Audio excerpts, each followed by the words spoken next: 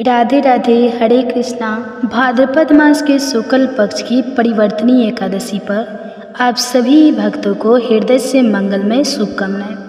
आज के इस विशेष अवसर पर हम जानेंगे उस एकादशी के बारे में जिसे विभिन्न नामों से पुकारा जाता है। कहीं इसे वामन एकादशी कहा जाता है, कहीं परिवर्तनी एकादशी तो कहीं जलचूलनी और पगा एकादशी के रूप में। हर नाम में छुपा है भक्ति और आस्था का अलग ही भाव। और इसी अद्भुत महत्व पर आज हम करेंगे विस्तार से चर्चा।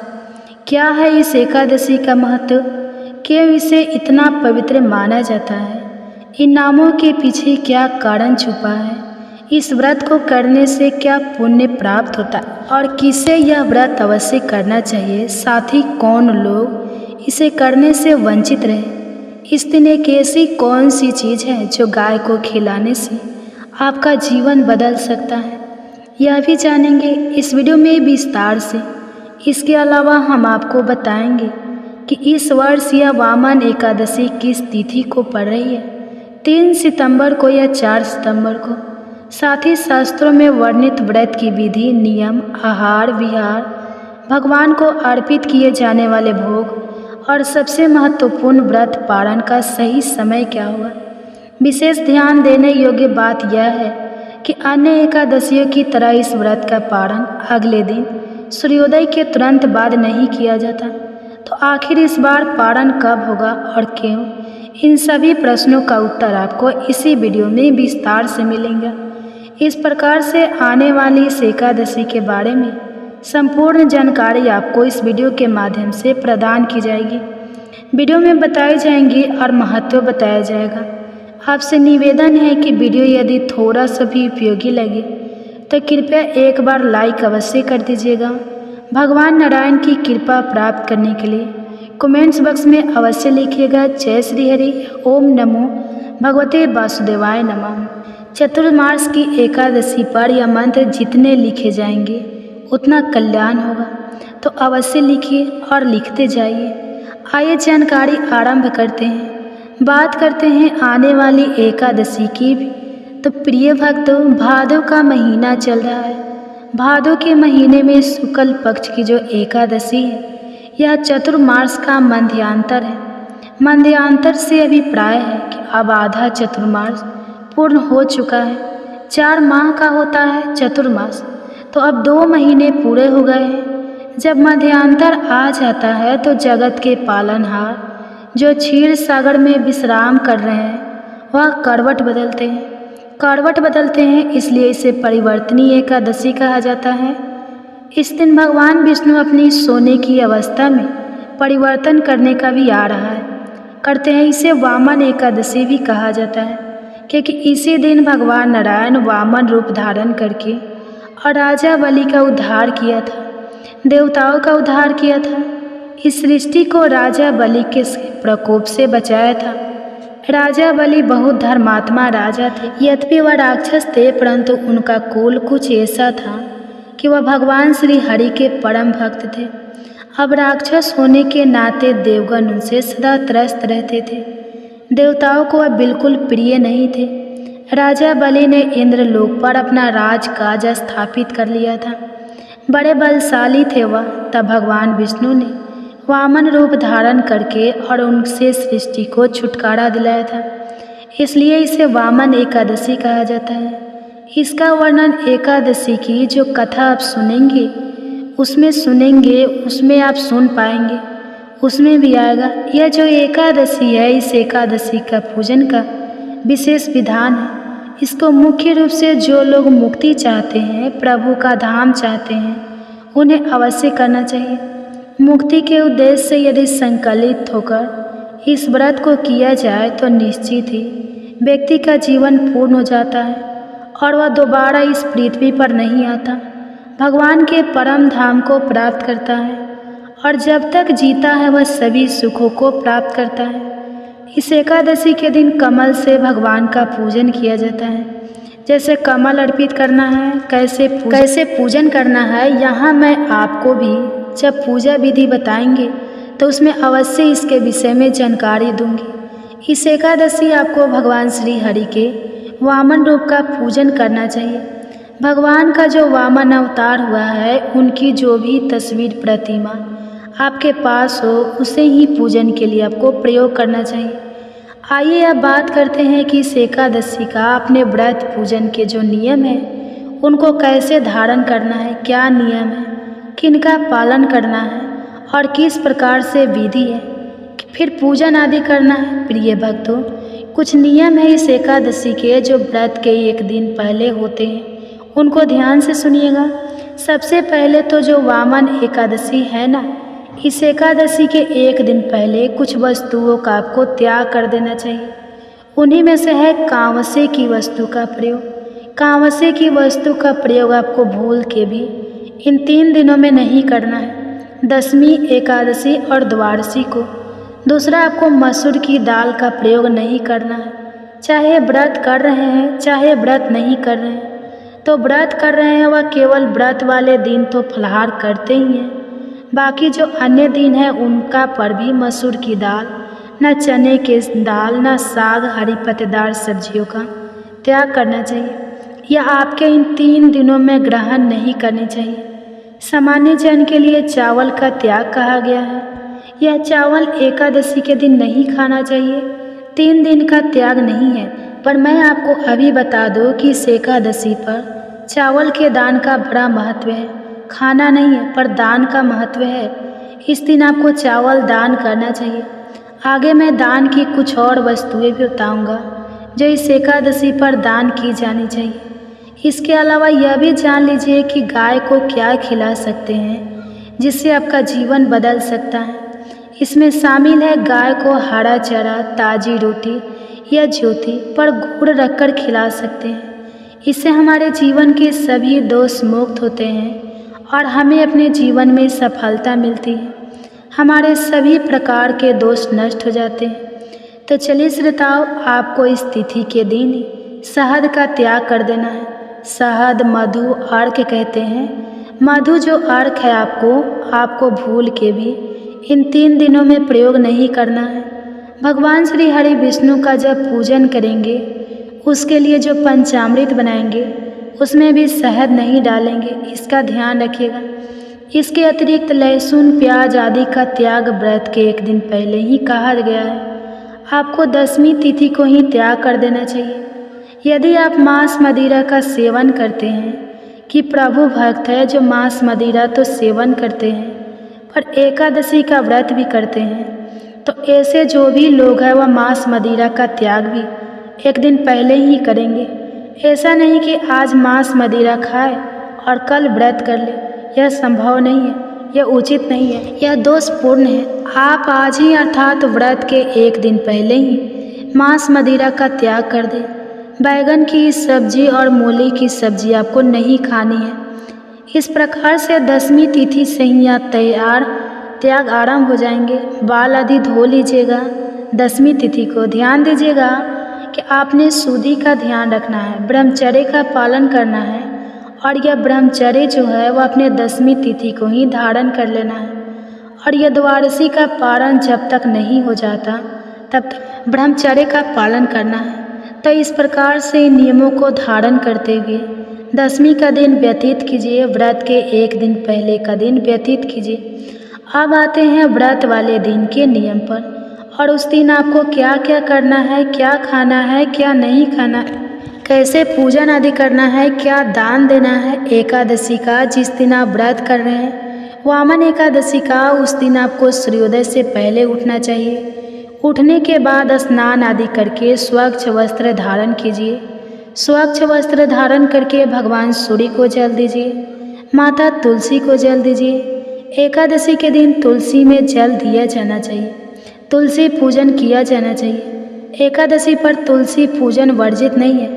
मैं पहले भी आपको बता चुका हूँ और शास्त्रीय प्रमाण है कि द्वादशी के दिन तुलसी माता को नहीं छूना चाहिए, पत्ते आदि नहीं तोड़ना चाहिए, पूजन नहीं करना चाहिए। पर एकादशी के दिन तुलसी पूजन बहुत उत्तम बताया गया है। तुलसी पूजन करने के बाद अब आप अपने व्रत, पूजन, संकल्प आदि को करेंगे। इसके लिए जो भी आपके घर में उपयुक्त स्थान है पूजन के लिए, जहाँ बैठकर आप एकादशी का पूजन करते हैं, देखिए, एकादशी का व्रत कोई साधारण व्रत नहीं है। यह त्रिदशीय अनुष्ठान होता है, 3 दिन का होता है। इसके 3 दिन के नियमों का नतीजा नियम 10वीं तिथि से आरंभ होते हैं। एकादशी को पालित होते हैं, द्वादशी को पालन तक मान्य होते हैं। तो एकादशी के दिन अब आपने भगवान की करनी है पूजा, स्थापना, भगवान की स्थापना करनी है और पूजन करना है। तो जो भी पूजा के लिए सही स्थान है आपके घर में, वहाँ पर आप उत्तर दिशा की ओर आसन लगा के और सारी सामग्री एकत्र करके बैठ जाइए। अब बात आती है सामग्री क्या चाहिए आपको। तो सामग्री के रूप में भगवान के वामन रूप की कोई तस्वीर या प्रतिमा आपके पास है वह लीजिए, जिसका आप करेंगे। इसके अतिरिक्त उनको स्थापित करने के लिए चौकी आदि नहीं सकते, आपके पास होगी चौकी लीजिए। चौकी पर बिछाने के लिए पीला या लाल वस्त्र ले लीजिए। रोली, मौली, पान, सुपारी, लौंग, इलायची, धूप, दीप, नैवेद्य, फूल, फलों की माला, कमल अवश्य लीजिएगा। इस एकादशी और भगवान को कमल से अवश्य पूजित करना है। और दुर्वा आपको अवश्य लेनी है, मैंने आपको पहले भी बताया है। दुर्वा की आवश्यकता क्यों होती है आगे पूजा विधि में विस्तार से जानेंगे, फिर समझा दूंगा। होती है तो जो गणेश जी को अर्पित करते हैं। आप बुधवार को दुर्वा घास व लीजिएगा, जनेऊ लीजिएगा भगवान को अर्पित करने के लिए। इत्र ले लीजिएगा पंचामृत बनाने के लिए, कच्चा दूध, दही, घी, शक्कर, शहद के स्थान पर गंगा जल प्रयोग होगा। इस प्रकार से सारी सामग्री आपने एकत्र कर लेनी है। सारी सामग्री इकट्ठी करके आसन लगाकर बैठ जाइए। एक लोटा लीजिए तांबे का, उसमें पहले गंगा जल भरिए, फिर शुद्ध जल भरिए और अब हम का पूजन करेंगे। एक फूल लीजिए, उस फूल के द्वारा उस जल के छींटे दीजिए उस स्थान पर जहाँ पर आप पूजन करने वाले हैं। जो सामग्री आप पूजा के लिए लाए हैं, इससे वह सामग्री पवित्र हो जाएगी, वह स्थान शुद्ध हो जाएगा। इस प्रकार से जल के छींटे देकर आपने स्थान को पवित्र किया है, सामग्री को पवित्र शुद्ध किया है। अब उसे हम भगवान को पूजा में अर्पित करेंगे। चौकी लीजिए, चौकी को बिछाइए, उस पर पीला वस्त्र है तो पीला वस्त्र बिछाइए, लाल है तो लाल बिछाइए। भगवान के वामन स्वरूप की तस्वीर को सामने रखिए, उनके सामने घी का दिया रखिए, धूप रखिए, दिए के नीचे थोड़े फूल रख लीजिएगा। आसन के रूप में इस प्रकार से स्थापना आपने करनी है। अब आप सीधे हाथ पर जल लीजिए, सीधे हाथ पर जल लीजिए। पूजन के लिए एक छोटी रख लीजिए कटोरी, जो आप स्वयं की आचमनी करने के लिए लेंगे, या एक छोटे से किसी पात्र में थोड़ा सा जल और भरिए, गंगा जल युक्त, जिससे आप जो पूजा करने वाले हैं वह जल आचमनी करेंगे। तांबे के लोटे में जो जल भरवाया हमने, वह भगवान की पूजा के लिए है। एक स्वयं की आचमनी के लिए भी एक छोटा पात्र रखिए, उसमें गंगा जल युक्त जल रखिए। उसमें से एक चम्मच जल अपने सीधे हाथ में लीजिए, हाथ धो लीजिए। हाथ धोने के बाद अब आप जल आचमनी करेंगे। एक मंत्र पर एक चम्मच जल ग्रहण करेंगे। जो पूजा करने हैं उसको पूजा के लिए और भगवान की पूजा के लिए योग्य होना होता है, यह उसकी एक प्रक्रिया है। एक मंत्र पर एक चम्मच जल सीधे हाथ में लीजिएगा और पी लीजिएगा। ओम केशवाय नमः जल लीजिए, पी जाइए। ओम नारायणाय नमः जल लीजिए, पी जाइए। जल लीजिए और हाथ धो लीजिए। अपने आप को तिलक कीजिए, मौली बांधिए। बाकी पारिवारिक जन बैठकर पूजन कर रहे हैं तो उन्हें भी तिलक कीजिए, मौली बांधिए। अब आप पूजन के लिए तैयार हैं। सामने रखिए, दिए को जला दीजिए, धूप को भी जला लीजिए। व्रत पूजन संकल्प सबसे पहले कीजिए। संकल्प करने के लिए सीधे हाथ पर जल लीजिए। एक का सिक्का दक्षिणा के रूप में कम से कम रखिए, अधिक जो भी रखना चाहे वह रख सकते हैं। 3 बार बोलिए ओम श्री विष्णु, ओम श्री विष्णु, ओम श्री विष्णु। अपना नाम, अपना गोत्र, जिस स्थान पर बैठकर संकल्प कर रहे हैं वहाँ का मकान नंबर, क्षेत्र का नाम, शहर का नाम, आयु आरोग्य प्राप्ति, भगवान श्री हरि विष्णु। एकादशी परिवर्तनीय एकादशी, व्रत श्री विष्णु और वह संकल्प भगवान के चरणों में अर्पित कर दीजिए। भगवान को संकल्प अर्पित कर दीजिए। संकल्प अर्पित करने के बाद अब आप पूजन आरंभ करेंगे।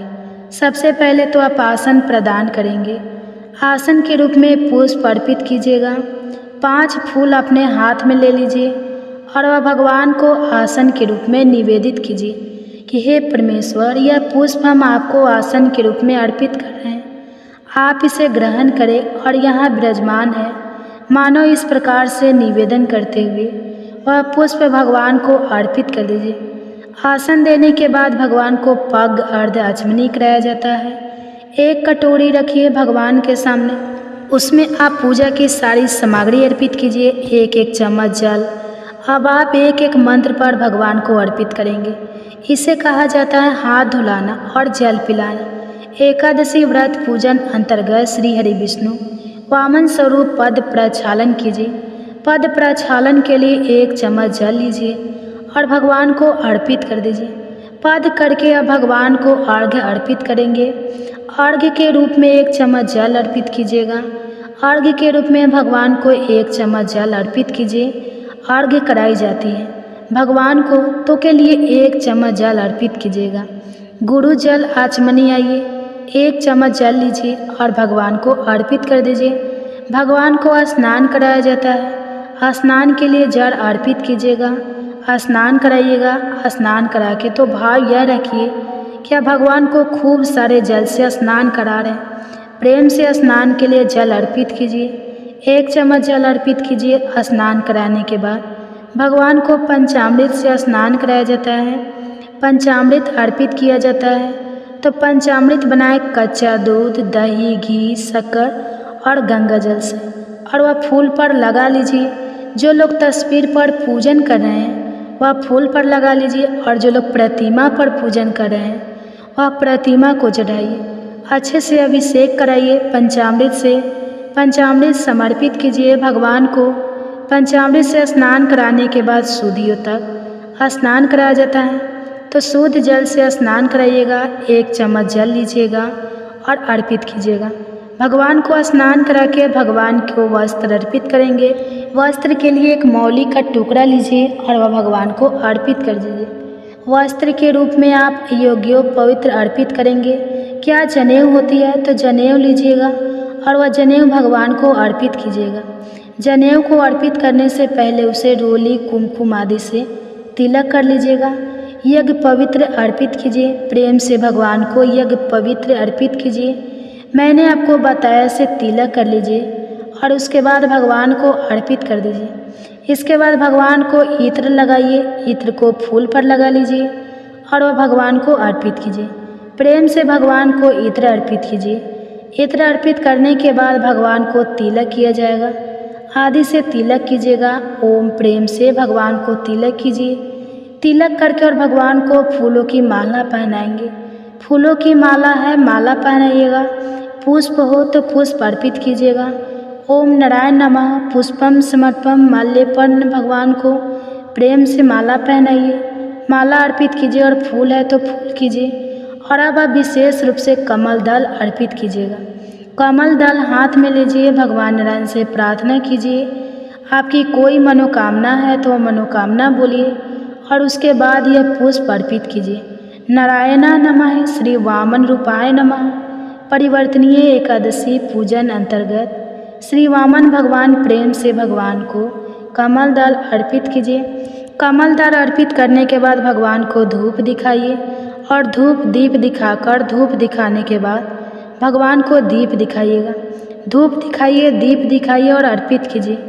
भगवान को नैवेद्य के रूप में आपके पास मिठाई है तो मिठाई अर्पित कीजिएगा। मिठाई ना हो तो आप फल चढ़ा लीजिएगा। अब अन्यथा फल अन्यथा मिश्री ले लीजिएगा। अब भगवान को प्रेम से जल आचमनी कराइएगा। 1 चम्मच जल लीजिए और अर्पित कीजिए। तो प्रेम से जल आचमन कराइए। जल आचमनी कराने के बाद आपको दुर्वा जो हमने आपको बताई थी कि दुर्वा आपको अर्पित करनी है, दुर्वा लीजिए और भगवान को अर्पित कीजिए। दुर्वा जो है ना, देखिए ये तो चतुर्मास का नियम होता है। यह चतुर्मास में जो कोई भक्त नारायण के निमित्त पूरे 4 महीने दुर्वा ग्रास अर्पित करता है, नारायण की कृपा से वह मनुष्य सभी सुख संपत्ति ऐश्वर्य आदि को भोग कर अंत में भगवान के धाम को जाता है, धन आदि से संपन्न रहता है।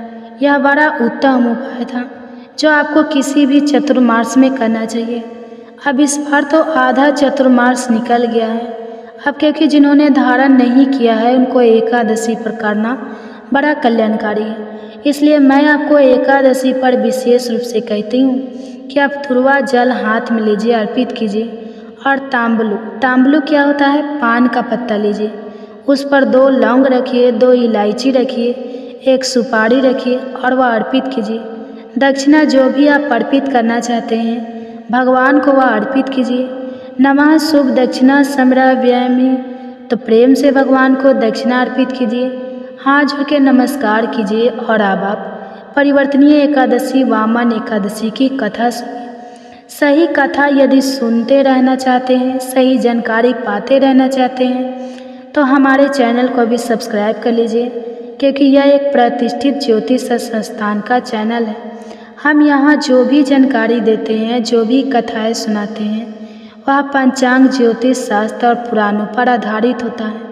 हम सही कथा ही आपको सुनाते हैं। तो कथा सुनिएगा, साथ में विष्णु सहस्त्र नाम अवश्य सुनिएगा, वह भी हम अपने चैनल पर आपके लिए अपलोड करते हैं। विष्णु सहस्त्र नाम सुने और कथा श्रवण करें। इसके बाद भगवान की आरती करें। नियमों के अनुसार दिन को व्यतीत कीजिए। किसी के प्रति वैर भावना न रखिए, किसी का अहीन न करिए, किसी का बुरा न करिए, आप शब्द का प्रयोग न करिए, ब्रह्मचर्य का पालन करिए।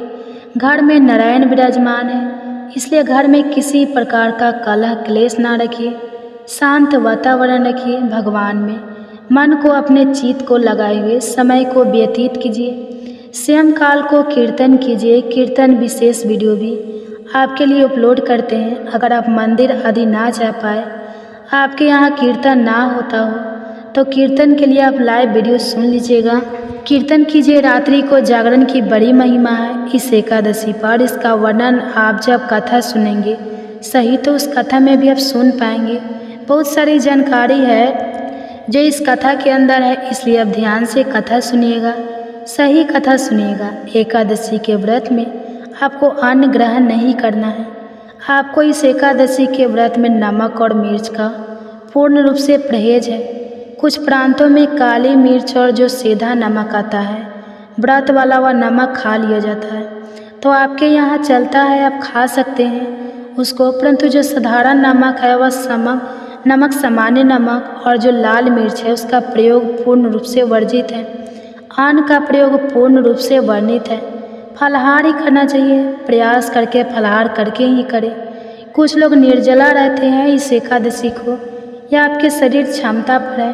अगर आप शारीरिक रूप से सक्षम है तो आप निर्जल रह सकते हैं, अन्यथा आप जल पीते हुए भी इस एकादशी का व्रत कर सकते हैं। स्वयं काल को फलाहार कीजिए और अगले दिन इसका पारण होगा। पारण का ध्यान दीजिएगा। इस बार की पारण जो है वह सुबह सुबह नहीं होगा, क्योंकि इस बार एकादशी देर से समाप्त हो रही है। अब बात कर लेते हैं कि एकादशी का व्रत कब करना है। आइए अब बात करते हैं कि एकादशी का व्रत पूजन अपने कब करना है और पारण कब करना है। तो यह जो एकादशी है, एकादशी तिथि की शुरुआत हो रही है 3 सितंबर को सुबह 3:53 पर और यह समाप्त होगी 4 सितंबर को सुबह 4:21 पर। ऐसे में सूर्य के मुख से एकादशी रहेंगी 3 सितंबर को और द्वादशी वेदा भी हो जाएंगी। यह क्योंकि व्रत पूर्ण होने से पहले द्वादशी तो आ ही जानी है। दूसरा, इस दिन दशमी का जो दोष होता है ना, वह भी निकल गया होगा। यदि सूर्योदय से 1.5 घंटे पहले भी दशमी होती है तो भी इस दिन व्रत नहीं किया जाना चाहिए, परंतु जो दशमी तिथि है वह 2.5-3 घंटे पहले ही समाप्त हो गई होगी। इसलिए व्रत करना उत्तम रहेगा कि 3 को व्रत कीजिए, सर्वोत्तम व्रत है। 4 सितंबर को पारण कीजिएगा। 10 बजे के बाद का पारण का समय रहेगा। बाकी विस्तृत रूप से हम पारण के वीडियो में आपको अवश्य ही समझा देंगे। अगर आप चाहते हैं कि हम पारण पर एक वीडियो बनाएं तो आप नीचे कमेंट्स करके हमको बता सकते हैं। अगर पारण के शुभ मुहूर्त की बात करें तो वह रहेगा दोपहर को 1:36 से शाम को 4:07 पर। पूजन के लिए समय रहेगा सूर्योदय से लेकर और 9:30 तक। उत्तम समय तो यह थी जानकारी आने वाली एकादशी के विषय में। जानकारी तो अच्छी लगी होगी। तो प्रिय श्रोताओ, चलिए अब हम इसी के साथ इस परिवर्तनीय एकादशी की कथा की रसपान करते हैं। आप सभी भक्त बड़े ही प्रसन्नचित मन से इस कथा को सही से पूरा जरूर सुनिए, अच्छी कथा है। परिवर्तनीय एकादशी की संपूर्ण व्रत कथा, क्योंकि एकादशी के दिन भगवान श्री विष्णु और महालक्ष्मी जी के साथ ही एकादशी माता की पूजा भी की जाती है और कथा भी सुनी जाती है। परिवर्तनीय एकादशी को कुछ स्थानों पर जलझुलनी एकादशी और डोल ग्यारस भी कहते हैं। ये एकादशी सभी प्रकार के सुखों और वाजपेयी यज्ञ के बराबर फल को देने वाली है। आज मैं आपको सुनाने जा रही हूँ परिवर्तनीय एकादशी की बड़ी ही दुर्लभ कथा। प्रिय भक्तजनों, आप इस पवित्र कथा को बड़े ही श्रद्धा और प्रसन्नचित मन से सुनिए। एक बार पांडु नंदन अर्जुन ने भगवान श्री कृष्ण से कहा, हे प्रभु, भादो की शुक्ल पक्ष की एकादशी का क्या नाम है तथा उसके व्रत का क्या विधान है? उस एकादशी के उपवास को करने से किस फल की प्राप्ति होती है? हे कृष्ण, कृपया कर यह सब समझा कर कहिए। तब श्री कृष्ण जी ने कहा, हे पार्थ, भाद्रपद माह के शुक्ल पक्ष की एकादशी को परिवर्तनीय एकादशी कहते हैं। इस एकादशी की कथा के सुनने मात्र से ही सभी पापों का शमन हो जाता है और मनुष्य स्वर्ग का अधिकारी बन जाता है। इस एकादशी की कथा से नीच पापियों का भी उद्धार हो जाता है। यदि कोई धर्म में परायण मनुष्य एकादशी के दिन मेरा पूजन करता है तो मैं उसको संसार की पूजा का फल देता हूँ। जो मनुष्य मेरी पूजा करता है उसे मेरे लोक की प्राप्ति होती है, इसमें तनिक भी संदेह नहीं है। जो मनुष्य इस दिन मेरा कमल से पूजन करता है वे अवश्य ही मेरे समीप आता है। जो मनुष्य इस एकादशी के दिन भगवान श्री वामन का पूजन करता है वह तीनों देवता अर्थात श्री ब्रह्मा जी, विष्णु और श्री महेश की कृपा करता है। हे पार्थ, जो मनुष्य इस एकादशी का उपवास करते हैं उन्हें इस संसार में कुछ भी करना शेष नहीं रहता। इस एकादशी के दिन भगवान श्री विष्णु करवट बदलते हैं, इसलिए इसे परिवर्तनीय एकादशी कहते हैं। यह सुनकर अर्जुन ने कहा, हे जनार्दन, आपके वचनों को सुनकर मैं भ्रम में पड़ गया हूँ। क्या आप किस प्रकार सोते हैं तथा करवट बदलते हैं? आपने बलि को क्यों बांधा और वामन रूप धारण करके क्या लीलाएं की? कृपया कर सब विस्तार पूर्वक कहिए। तब भगवान श्री कृष्ण जी ने कहा, हे कुंती पुत्र अर्जुन, अब तुम समस्त पापों का शमन करने वाली इस कथा का ध्यान पूर्वक श्रवण करो। त्रेता युग में बलि नाम का एक असुर था। वह अत्यंत भक्त, दानी, सत्यवादी तथा ब्राह्मणों की सेवा करने वाला था। वह सदा यज्ञ तप आदि किया करता था। अपनी भक्ति के प्रभाव से वह स्वर्ग में देवेंद्र के स्थान पर राज्य करने लगा।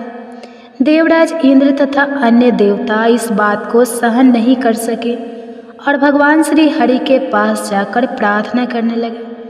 अंत में मैंने वामन रूप धारण किया और तेजस्वी ब्राह्मण बालक के रूप में राजा बलि पर विजय प्राप्त की। यह सुनकर अर्जुन ने कहा कि हे प्रभु, आपने उस बलि को किस प्रकार जीता? कृपा कर यह सब विस्तार पूर्वक बताइए। तब श्री कृष्ण जी ने कहा, मैंने वामन रूप धारण करके राजा बलि से याचना की कि हे राजन, तुम मुझे 3 पग भूमि दान दे, इससे तुम्हें 3 लोक के दान का फल प्राप्त होगा। राजा बलि ने इस छोटी सी याचना को स्वीकार कर लिया और भूमि देने को तैयार हो गया। जब उसने मुझे वचन दे दिया तब मैंने अपना आकार बढ़ाया और भूलोक में पैर, भुवन लोक में जंघा, स्वर्ग लोक में कमर, महलोक में पेट, जनलोक में हृदय, तप लोक में कंठ और सत्य लोक में मुख रखकर अपने शीर्ष को ऊंचा उठा लिया। उस समय सूर्य, नक्षत्र, इंद्र तथा अन्य देवता मेरी स्तुति करने लगे। तब मैंने राजा बलि से पूछा कि हे राजन, अब मैं तीसरा पग कहाँ रखूं? इतना सुनकर राजा बलि ने अपना शीर्ष नीचे कर लिया। तब मैंने अपना तीसरा पग उसके शीर्ष पर रख दिया और इस प्रकार देवताओं के हित के लिए मैंने अपने उस ससुर भक्त को पाताल लोक में पहुंचा दिया। तब वह मुझसे विनती करने लगा। मैंने उससे कहा कि हे बलि, मैं सदैव तुम्हारे साथ रहूँगा। 2 मास के शुक्ल पक्ष की परिवर्तनीय एकादशी के दिन मेरी एक प्रतिमा राजा बलि के पास रहती है और एक क्षीर सागर में शेष नाग पर शयन करती रहती है। हे अर्जुन, दान करने के उपरांत मनुष्य को अभिमान नहीं करना चाहिए। राजा बलि ने अभिमान किया और पाताल को चला गया। इससे इस बात का भी बोध होता है कि अति हर कार्य की बुरी होती है। इस एकादशी को विष्णु भगवान सोते हुए करवट बदलते हैं। इस दिन त्रिलोकी नाथ श्री विष्णु भगवान की पूजा की जाती है। इसमें चावल और दही सहित चांदी का दान दिया जाता है और इस दिन रात्रि को जागरण करना चाहिए। इस प्रकार उपवास करने से मनुष्य सभी पापों से मुक्त होकर स्वर्ग लोक को जाता है। जो मनुष्य पापों को नष्ट करने वाली इस एकादशी व्रत की कथा सुनते हैं, उन्हें अश्वमेध यज्ञ के फल की प्राप्ति होती है। अन्य कथा के अनुसार सूर्य वंश में मानदाता नामक चक्रवर्ती राजा हुए। उनके राज्य में सुख संपदा की कोई कमी नहीं थी। प्रजा सुख से जीवन व्यतीत कर रही थी, परंतु एक समय उनके राज्य में 3 वर्षों तक वर्षा नहीं हुई। प्रजा दुख से व्याकुल थी। तब महाराज भगवान की शरण में जाते हैं और उनसे अपनी प्रजा के दुख दूर करने की प्रार्थना करते हैं। राजा भादों के शुक्ल पक्ष की एकादशी का व्रत करते हैं। इस प्रकार व्रत के प्रभाव स्वरूप राज्य में वर्षा होने लगती है और सभी के कष्ट दूर हो जाते हैं। राज्य में पुनः खुशियों का वातावरण छा जाता है। इस उत्तम व्रत का अनुष्ठान अवश्य करना चाहिए। इस जल छूलनी एकादशी के दिन जो व्यक्ति व्रत करता है उसे भूमि दान करने और गौ दान करने के पश्चाताप मिलने वाले पूर्ण फलों से अधिक शुभ फलों की प्राप्ति होती है। इसके बाद अर्जुन ने कहा, हे प्रभु, अब आप मुझे इस एकादशी का महत्व और विधि बताइए। तब भगवान श्री कृष्ण जी कहते हैं कि आज के दिन माता यशोदा ने जलाशय पर जाकर मेरे वस्त्र धोए थे, इसी कारण उसे जल झूलने एकादशी कहते हैं। और कई स्थानों पर इस दिन भगवान को पालकी यानी डोली में ले जाया जाता है, इसलिए इसे डोल 11 भी कहते हैं। हे अर्जुन, अब इस एकादशी की व्रत विधि बड़े ही ध्यान पूर्वक सुनो। इस एकादशी व्रत का नियम पालन 10वीं तिथि की रात से ही शुरू कर देना चाहिए और ब्रह्मचर्य का पालन करना चाहिए। एकादशी के दिन सुबह स्नान आदि करने के बाद साफ कपड़े पहनकर भगवान वामन की प्रतिमा के सामने बैठकर व्रत का संकल्प ले। इस दिन यथासंभव उपवास करें। उपवास में अन्न ग्रहण नहीं करें। संभव ना हो तो एक समय फलाहार कर सकते हैं। इसके बाद भगवान वामन की पूजा विधि विधान से करें। भगवान वामन को पंचामृत से स्नान कराएं। स्नान के बाद उनके चरणामृत को वृत्ति अपने और अपने परिवार के सभी सदस्यों के अंगों पर छिड़के और उस चरणामृत को पिए। इसके बाद भगवान को गंध, पुष्प, धूप, दीप, नैवेद्य आदि पूजन सामग्री अर्पित करें। इस दिन पूरे समय भगवान विष्णु का जाप करते रहना चाहिए और साथ ही साथ भगवान शिव और माता पार्वती का ध्यान करने से भी भगवान श्री लक्ष्मी नारायण जी की कृपा प्राप्त होती है। व्रत के अगले दिन वेद पाठ करने वाले ब्राह्मणों को भोजन कराकर दान दक्षिणा दें। ऐसा करने से घर में सुख, शांति, ऐश्वर्य में वृद्धि होती है और निश्चित रूप से संतान सुख की भी प्राप्ति होती है। इस दिन सूर्य देवता को अर्घ्य अवश्य दें। केले के पेड़ की पूजा करें और गाय को चने की दाल और गुड़ अवश्य खिलाएं। रात्रि जागरण करने से जन्म जन्मों के पाप कट जाते हैं। घर आए हुए किसी भी व्यक्ति का को अपमान नहीं करना चाहिए। ओम नमो भगवते वासुदेवाय महामंत्र का जितना अधिक हो सके जाप करना चाहिए। भगवान को तुलसी मिश्रित जल अवश्य से पिलाना चाहिए। विष्णु सहस्त्र नाम का जाप एवं भगवान वामन की कथा सुने। रात को भगवान वामन की मूर्ति के समीप ही सोए और दूसरे दिन यानी द्वादशी के दिन वेद पाठे। ब्राह्मणों को भोजन कराकर दान देकर आशीर्वाद प्राप्त करें। जो मनुष्य यत्न के साथ विधि पूर्वक इस व्रत को करते हुए रात्रि जागरण करते हैं, उनके समस्त पाप नष्ट होकर अंत में वे स्वर्ग लोक को प्राप्त होते हैं। इस एकादशी की कथा के श्रवण मात्र से वाजपेयी यज्ञ का फल प्राप्त होता है। तो प्रेम से बोलिए भगवान श्री लक्ष्मी नारायण जी की जय, भगवान शिव शंकर और माता पार्वती की जय। अब सुनेंगे एकादशी माता की कथा, उसके बाद सुनेंगे तुलसी माता की कथा। तो प्रेम से बोलिए एकादशी माता की जय। एक बार एक राज्य में एक राजा रहा करता था। राजा बहुत ही बुद्धिमान और बलशाली था। राजा सदा ही अपनी प्रजा का बहुत अच्छे से ध्यान रखता था। प्रजा भी राजा को बहुत पसंद करती थी। राजा की 2 बेटियां थीं। राजा अपनी दोनों बेटियों से बहुत प्रेम करता था। राजा की छोटी बेटी देखने में बहुत सुंदर और आकर्षित थी और राजा की बड़ी बेटी छोटी बेटी के मुकाबले थोड़ी कम सुंदर थी। राजा की छोटी बेटी माता की पूजा किया करती थी और सभी लोग राजा की छोटी बेटी से बहुत प्रेम करते थे और बहुत प्रशंसा किया करते थे। राजा भी अपनी छोटी बेटी को बड़ी बेटी से अधिक प्रेम करता था, जिसके कारण राजा की बड़ी बेटी को अपनी छोटी बहन से बहुत नफरत होने लगी थी। राजा की दोनों बेटियां जब बड़ी हो गई तब एक पड़ोस के राज्य में रहने वाले राजकुमार राजा की बड़ी बेटी के लिए रिश्ता लेकर आया। लेकिन जैसे ही उस राजकुमार की नज़रें राजा की छोटी बेटी पर पड़ी तो वह राजकुमार राजा की छोटी बेटी पर आकर्षित हो गया और छोटी बेटी से पहली नज़र में प्रेम करने लगा। उस राजकुमार ने राजा की बड़ी बेटी के साथ विवाह करने से मना कर दिया और उसने राजा से कहा कि मैं आपकी छोटी बेटी से विवाह करना चाहता हूँ। यह सब देखकर राजा की बड़ी बेटी अपनी छोटी बहन से बहुत क्रोधित हो गई और राजा की बड़ी बेटी ने अपनी छोटी बहन को अपना सबसे बड़ा दुश्मन मान लिया। राजा की बड़ी बेटी ने अपनी छोटी बहन से बदला लेने का निर्णय किया। राजा की बड़ी बेटी ने अपनी छोटी बहन को जान से मारने का उपाय सोचा। राजा की बड़ी बेटी ने अपनी छोटी बहन को मारने के लिए सबसे पहले एक लड्डू में जहर मिलाकर अपनी छोटी बहन को दे दिया और उसको लड्डू खाने के लिए कहा। लेकिन लड्डू खाने के बाद भी छोटी बहन को कुछ भी नहीं हुआ।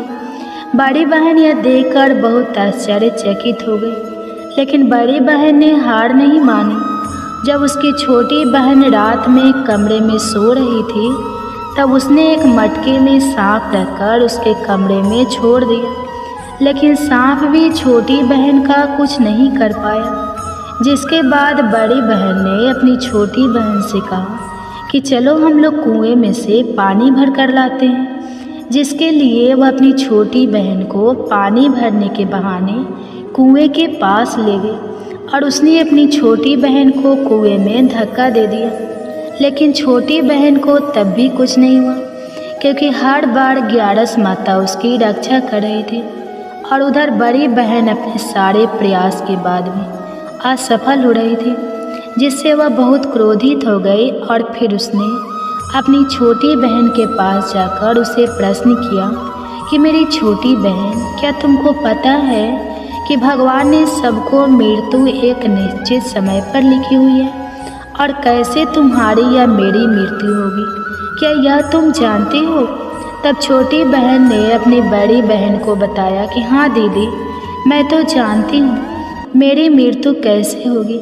छोटी बहन से यह सब बातें सुनकर बड़ी बहन मन ही मन बहुत प्रसन्न होने लगी और उसने अपनी छोटी बहन से कहा कि तो तुम मुझे अपनी मृत्यु का राज बता। तब छोटी बहन ने अपनी बड़ी बहन से कहा कि मेरी मृत्यु तो एक तोते में है, जो तोते के गले में एक हार है उससे मेरी मृत्यु होगी। जब तक कोई भी व्यक्ति तोते को मारकर उस हार को अपने गले में पहनेगा तो मैं मूर्छित हो जाऊंगी, और जैसे ही उस हार को अपने गले से उतारे तो मैं वापस जीवित हो जाऊंगी।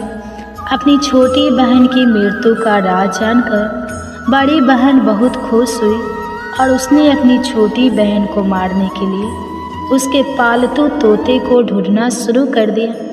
और छोटी बहन को इस बात का आभास हो गया था कि कोई उसकी जान लेना चाहता है, जिसके लिए वो अपने पिताजी के पास गई और उसने अपने पिताजी से कहा कि पिताजी, मेरी मृत्यु के बाद आप मुझे मत चलाइएगा, आप मुझे अपनी पुरानी वाली हवेली में एक पलंग में लेटाकर छोड़ दीजिएगा।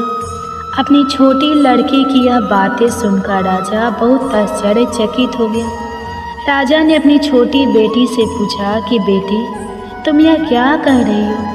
तब राजा की छोटी बेटी ने बताया कि पिताजी, समय किसी के लिए नहीं रुकता है, क्या कब किसको हो जाए इसका किसी को कुछ नहीं पता।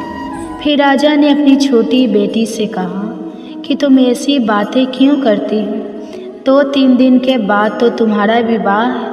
लेकिन छोटी बेटी ने अपने पिताजी को ऐसा करने पर मजबूर कर दिया और उनसे वचन ले लिया। राजा ने भी अपनी छोटी बेटी की बात स्वीकार कर ली और 2-3 दिनों के बाद जब शादी का समय आया तब राजकुमार बारात लेकर राजा के घर आया और राजकुमार और राजा की छोटी बेटी का विवाह शुरू हो गया। जैसे ही राजा की छोटी बेटी राजकुमार के साथ फेरे लेना शुरू हुई तो उसकी बड़ी बहन अपनी छोटी बहन के कमरे में जाकर उसके तोते को पकड़ लेती है और उसको जान से मार देती है। तोते के गले में जो हार था उसको अपने गले में धारण कर लेती है और जैसे ही बड़ी बहन उस हार को अपने गले में धारण करती है तो उधर छोटी बहन 3.5 फेरे ले पाती है और वहीं पर बेहोश होकर गिर जाती है। जिसके बाद राजा ने बड़े बड़े दार्द हकीमों को बुलाया और अपनी छोटी बेटी का इलाज करने के लिए कहा। राजा की बात सुनकर जब वैद्य ने छोटी बेटी को देखा तो राजा को बताया कि आपकी छोटी बेटी ना तो जीवित है और ना मरी हुई है। ऐसा मैं पहली बार देख रहा हूँ। राजा ने वैद्य और हाकिम को यह बात बाहर बताने से मना कर दिया और उनको कहा कि अगर तुमने यह बात किसी को बाहर बताई तो हम तुमको फांसी दे देंगे। अपनी छोटी बेटी को पुराने महल में जाकर एक पलंग में लेटा दिया और वहाँ पर कुछ सैनिकों को तैनात कर दिया। इसके बाद राजा वापस अपने महल पर आ गया। राजा की बड़ी बेटी अपने पिताजी के पास आई और कहने लगी कि पिताजी, अगर यह शादी संपन्न नहीं हुई तो आपकी इज्जत का क्या होगा? आप कहे तो मैं आपकी इज्जत बचाने के लिए राजकुमार से शादी करने के लिए तैयार हूँ। जिसके बाद राजा ने अपनी बड़ी बेटी की बात मान ली और राजा ने बड़ी बेटी को छोटी बेटी के कपड़े पहनाकर मंडप में भेज दिया। लेकिन राजकुमार यह जान गया कि यह राजा की छोटी बेटी नहीं है बल्कि यह राजा की बड़ी बेटी है। लेकिन जब राजकुमार ने शादी करने से मना किया तो सभी लोगों ने राजकुमार को विवश करके राजा की बड़ी बेटी से बचे हुए फेरों को संपन्न करा दिया और विवाह संपन्न हुआ। जिसके बाद राजकुमार राजा की बड़ी बेटी को अपने महल में ले गया। विवाह होने के बाद राजकुमार उससे ना तो बात करता था, ना उसे पसंद करता था और ना ही उसके आसपास भटकता था। और राजकुमार ने यह फैसला लिया था कि वह अपनी प्रेमिका को ढूंढ कर रहेगा और यह जान कर रहेगा कि उसके साथ क्या हुआ है। एक दिन राजकुमार अपने घोड़े पर सवार होकर राजा के पुराने महल के पास पहुंचा, जहां पर उसने कुछ सैनिकों को देखा। महल के पास पहुंचकर राजकुमार ने जब महल को ध्यान से देखा तो वह समझ गया कि यह तो हमारे ससुर जी का महल है। तब राजकुमार ने सैनिकों से पूछा कि तुम लोग यहाँ क्या कर रहे हो और इस महल के अंदर उस पलंग में कौन लेटा है। जिसके बाद सैनिकों ने बताया कि यहाँ पर राजा की छोटी बेटी लेटी है। यह सुनकर राजकुमार बहुत प्रसन्न हो गया और वह तुरंत अपनी प्रेमिका के पास पहुँच गया और उसकी सेवा करने लगा। जैसे ही रात हुई तो राजा की छोटी बेटी उठकर खड़ी हो गई। राजकुमार यह देखकर बहुत खुश हो गया और उसने अपनी प्रेमिका से पूछा कि तुम यहाँ क्या कर रही हो, तुम मेरे साथ चलो, घर चलो। राजा की छोटी बेटी ने राजकुमार को सारी बातें बता दी कि मेरी जान एक तोते में बसती थी और मैंने यह बात सिर्फ अपनी बड़ी बहन को बताई थी और मुझे पता है कि उसने ही मुझे मारने का प्रयास किया है। उसके पास एक हार है जिसको वह सुबह पहन लेती है और रात को उतार देती है। जब तक वह हार को पहन कर रखती है तब तक मैं मूर्छित रहती हूँ और जैसे ही वह हार को उतार देती है तो मैं जीवित हो जाती हूँ और जब तक मेरी बड़ी बहन के पास वह हार रहेगा तब तक मैं ऐसे ही जीवित और मूर्छित होती रहूँगी। अगर मेरी बड़ी बहन के पास जो हार है वह मेरे हाथ लग जाए तो मैं हमेशा के लिए जीवित हो जाऊँगी। राजकुमार यह सब बातें सुनकर राजा की छोटी बेटी के पास रहने का निर्णय लेता है और उसने अपने बचे हुए सारे फेरे उस पलंग में लेटी हुई राजकुमार की छोटी बेटी के साथ ले लिए और अपना विवाह पूर्ण कर लिया और वहीं पर वह रहने लगा। देखते ही देखते कुछ समय में राजा की छोटी बेटी और राजकुमार की पत्नी गर्भवती हो गई। एक दिन राजकुमार को किसी काम से बाहर जाना पड़ा। तब छोटी बहन के पेट में बहुत तेज से दर्द होने लगा, जिसके बाद उसने माता का आह्वान किया, जिसके बाद वहाँ माता प्रकट हुई और उन्होंने अपने भक्तों के दर्द को दूर किया और एक पुत्र की प्राप्ति करवाई। और वहीं पर अचानक से राजकुमार भी आ गया। राजकुमार ने ग्यारस माता को देखा तो वह आश्चर्यचकित हो गया और उसने तुरंत ग्यारस माता को प्रणाम किया। और ग्यारस माता ने राजकुमार से कहा, जब तुम्हारा पुत्र 5 वर्ष का हो जाए तो तुम आकर अपनी पत्नी का हार इसकी गली में डाल देना।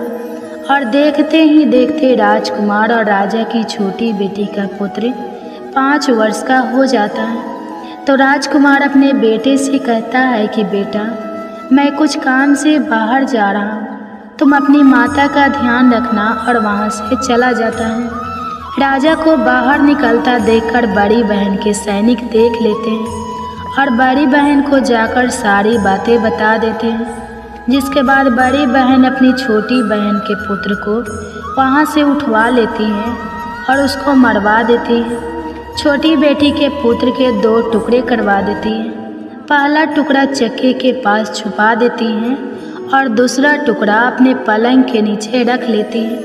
अब ग्यारस माता भिखारी का रूप लेकर आती हैं और एक भिखारी का रूप रखकर बड़ी बहन के पास चली जाती है, जिसके बाद वहाँ पर भिक्षा मांगने लगती है।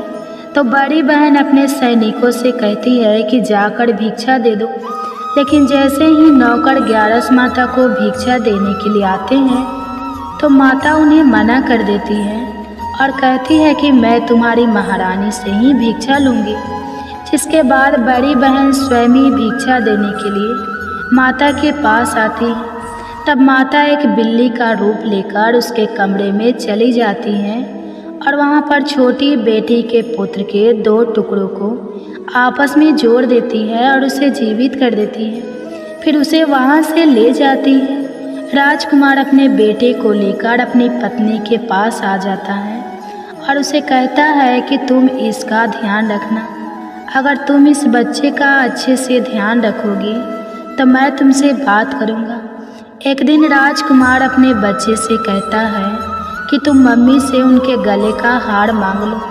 तो अपने पिता की बात मानकर राजकुमार का लड़का अपनी मम्मी के पास जाता है और कहता है कि मम्मी, मुझे तुम्हारा हार चाहिए। यह सुनकर पहले तो बड़ी बहन बहुत क्रोधित होती है, पर उसको याद आता है कि राजकुमार ने कहा था कि अगर मैं इस बच्चे का ध्यान अच्छे से रखूंगी तो वह मुझसे बात करेंगे, जिसके कारण वह हार उस बच्चे को दे देती है और वह तुरंत हार को ले जाकर अपने पिताजी को दे देता है। और तभी राजकुमार अपने बेटे को लेकर वहाँ से जाने लगता है और अपनी पत्नी से कहता है कि तुम हमारे लिए खाना बनाकर रखना, मैं शाम को आकर तुम्हारे साथ खाना खाऊंगा।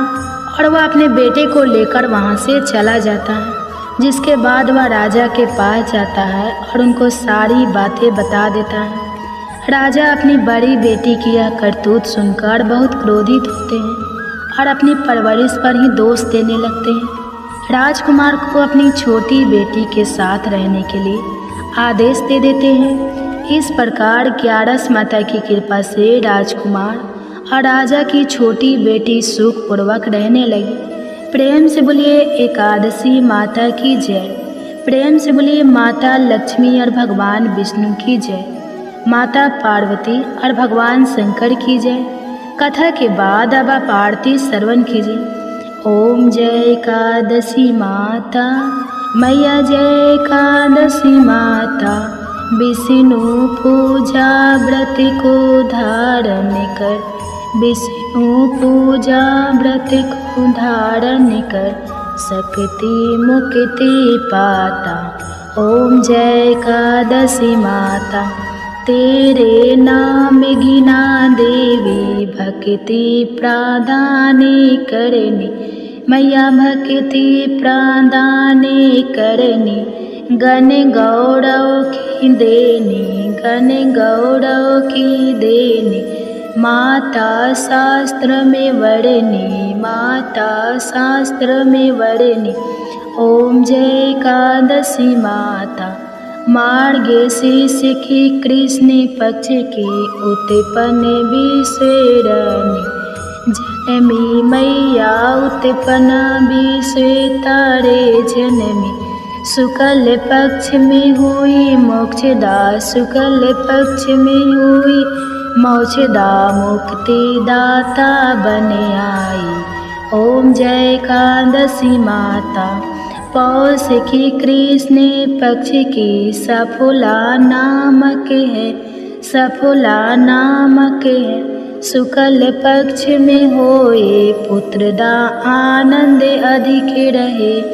ओम जय एकादशी माता, नाम सटितिला, माघ मास में कृष्ण पक्ष आवे मैया, कृष्ण पक्ष आवे, शुक्ल पक्ष में जया कहावे, शुक्ल पक्ष जया कहावे, विजय सदा पावे। ओम जय एकादशी माता, विजया फागुन कृष्ण पक्ष में, शुक्ला आमल की मैया, शुक्ला आमल की मैया, पापे मोचनी कृष्ण पक्ष में, चैत्र महाबली की। ओम जय एकादशी माता, चैत शुक्ल में नामे कमदा, धन देने वाली मैया, धन देने वाली मैया, नाम बरुथिनी कृष्ण पक्ष में, नाम बरुथिनी कृष्ण पक्ष में, बैसाखी माह वाली। ओम जय एकादशी माता, शुक्ल पक्ष में हुई मोहिनी, अक्षय कृष्ण पक्ष नाम निर्जला, सब सुख करने, नाम निर्जला सब सुख करने, शुक्ल पक्ष रखी। ओम जय एकादशी माता, योगिनी नाम आषाढ़ में जानो, कृष्ण पक्ष करनी देवसैनी, नाम कहाओ, शुक्ल पक्ष धरनी। ओम जय एकादशी माता, कामिका श्रावण मास में आवे, कृष्ण पक्ष कहिए श्रावण शुक्ला होए, पवित्र आनंद से रहिए। ओम जय एकादशी माता, आजा भाद्रपद कृष्ण पक्ष की, परिवर्तन शुक्ला इंद्रा आश्विनी कृष्ण पक्ष में, इंद्र आश्विनी कृष्ण पक्ष में, भवसागर निकला। ओम जय एकादशी माता, पापे कुंसा शुक्ल पक्ष में, आपे हरण हारी, रामा माँ कार्तिक में आवे, सुखदायक भारी। ओम जय एकादशी माता, देवोत्थिनी शुक्ल पक्ष की, दुख ना सके मैया, दुख ना सके मैया, पावन मास में करू विनती, पावन मास में करू बिनती पार करो नैया। ओम जय एकादशी माता, परमा कृष्ण पक्ष में होती, जन मंगल करनी मैया, जन मंगल करनी मैया। शुक्ल मास में होए पगनी, शुक्ल मास में होए पगनी, दुख दरिद्र। ओम जय एकादशी माता, जो कोई आरती एकादशी की भक्ति सहित गावे मैया, भक्ति सहित गावे। जन गुरु देता स्वर्ग का वासा, जन गुरु देता स्वर्ग का वासा, निश्चय वह पावे। ओम जय एकादशी माता, ओम जय एकादशी माता, ओम जय एकादशी माता।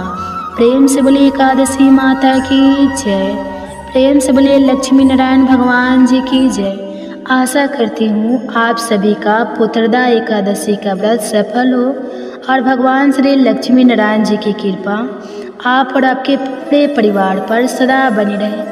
आपको यह कथा पसंद आई हो तो वीडियो को लाइक करिएगा, शेयर करिएगा, कमेंट्स में भगवान श्री विष्णु जी और माता लक्ष्मी जी की जय लिखिएगा और चैनल को सब्सक्राइब कीजिएगा। जय श्री राधे राधे कृष्णा।